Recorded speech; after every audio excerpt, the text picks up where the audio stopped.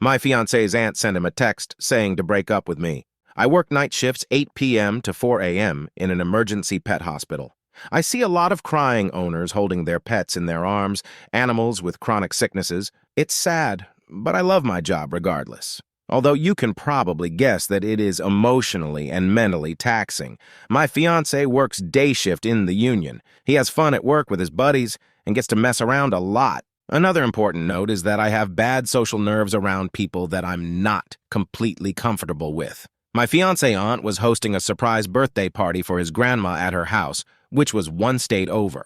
Around a 5-hour drive since I was working up until 4 a.m. into Saturday morning, and the party was at 2 p.m. that same day. My fiancé decided that he would drive to my house to meet me there for 4 a.m., which is when I got off, and then we can set off, and I can start sleeping in the car to try and get a couple of hours at least.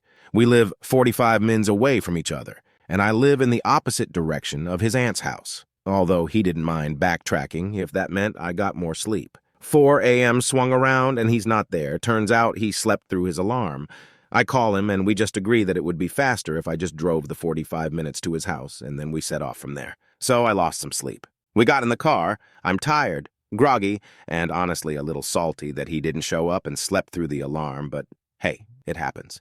I barely slept during the whole ride. The sun was in my eyes through the blanket I had over my face. The recliner seat was uncomfortable, just not ideal. I wasn't well rested at all. We get there. I say hello to everyone and ask some family members who are already there some questions about their dog because it's a common interest of mine. I let the family talk for a while and I sit and listen.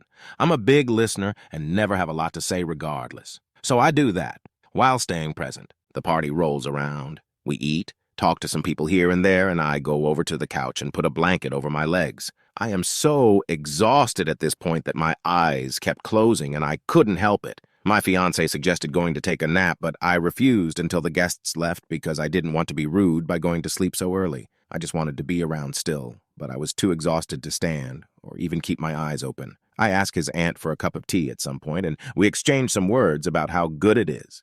Then my fiancé and I went to bed because we were both pretty tired. In the morning, there was a very weird feeling in the air. I ignored it and chalked it up to my nerves, and I told myself that it's my feelings that's causing me to be nervous for no reason. Turns out it was a gut feeling. The next day, he receives a text from his aunt pretty much saying how rude I had acted the whole night and to never bring me to another social gathering that she is hosting again, how I had apparently made it clear that I didn't want to be there. She ended her message with, "I am saying this out of love. She is not for you." I was pretty taken aback. No one had said anything to me about it. They knew that I just worked a night shift and barely got any sleep in the car. I really didn't know where this was coming from. The worst part is that my fiancé immediately submitted to his aunt. He sent her a text back saying how embarrassed he was of my actions. I really didn't understand what actions I took, though. I smiled at people, listened when they were talking, I was present. I am a natural wallflower. His aunt also insinuated that I am painting myself as a victim by blaming it on the night I had prior and my history of social nerves. It seems that he won't fully be on my side about this, and he told me that his family has been right in the past about other stuff, so he would rather trust their opinion, even on the chance of them being wrong about it. How can I deal with this situation without making it awkward for the next time that I see his aunt again? My husband had an affair and is angry with me for confronting him. 2 weeks before Christmas, after giving me 31F, the silent treatment, my husband, 43M, finally broke it to declare he wanted a divorce after being married 11 years. In this declaration, I am to blame for everything, hence why he is leaving. He apparently does not get anything from our marriage, so he must leave. He also throws this at me. "I am sick of your sadness. I don't want to deal with it anymore." I'm surprised by that last statement, as I have been managing my sadness myself for the last 4 years of our marriage and have actually been doing much better and getting stronger. Unable to lean on him for this, I had to learn how to handle it myself and have been doing really well. Besides, we're talking about mild depression. Anyway, he continues, tells me that the reason he works a lot is because with his patients, he does not have to give himself to those people. His exact words. He can just give them surface and forget about them. At home, he has to give more of himself, and he does not want to do that. Everything I said I was unhappy with all these years, my exact words in this declaration were used towards me. Like he copied and pasted all my grievances over the years, now somehow his. Such a mind flip.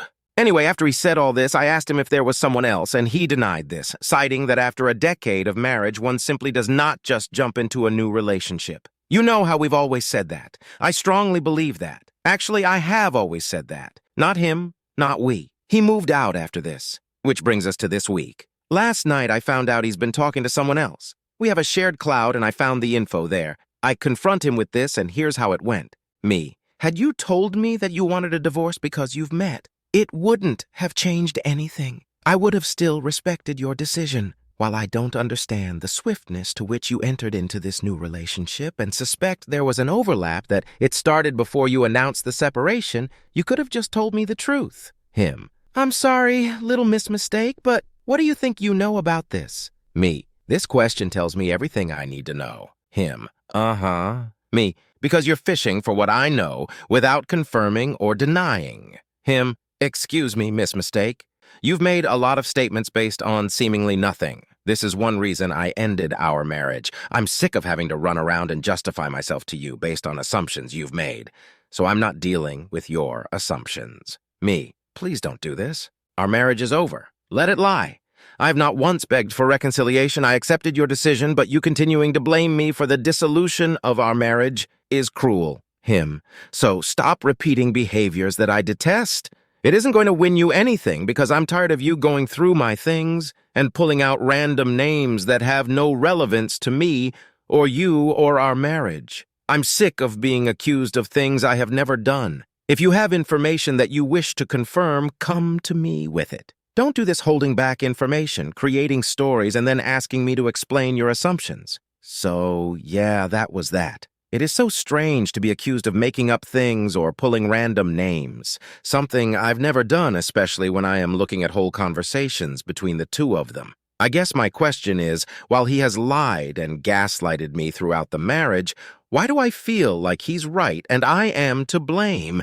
He is so angry with me. However, to see him do the same as the marriage ends, this is the reason why I willingly accepted his request to divorce. Yet why do I feel like I've done something wrong? I guess since he'd already asked for divorce, this means I was wrong for telling him I know. The end of a marriage is hard enough, but somehow being told the whole thing is on you is quite hard to carry. I've started to internalize it, and the guilt is unbearable. I'm concerned my boyfriend is cheating on me with his girl best friend as we speak. This New Year's Eve. It worked out that my partner 33M and I 23F are spending time with our individual best friends on opposite coasts of America. My partner and his best friend have a history of sleeping together when they're both single and need a quick bang.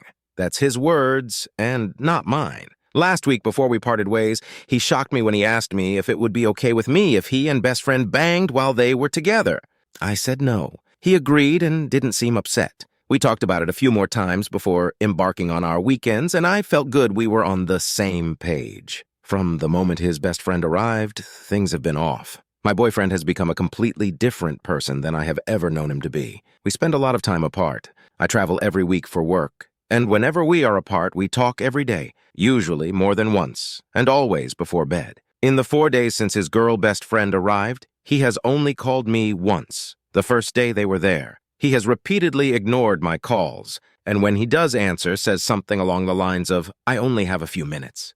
At first, I thought he's just focusing on his girl best friend, and that's fine. But on day 2 of our individual visits, I had some serious stuff go down and was in emotional crisis. I kept trying to get a hold of my partner, and when I finally did, I was in tears. He talked to me for about 15 minutes and then said he had to get back. That hurt, and I expressed that the next day. He apologized, and I thought we were going to be fine. Today, he's back to his habit of ignoring my calls and not communicating any reason why. I am also with my guy best friend. He unprompted offered the idea that something had happened between them, and he's afraid I'll hear the guilt in his voice. I have no idea who this person I call my boyfriend is right now. He is not my boyfriend. I feel like I've lost so much trust for him. I am so shocked and hurt at how he was just not there for me during my time of crisis and has continued to not check in on me. Am I overthinking this? Or would anyone else be concerned by this behavior?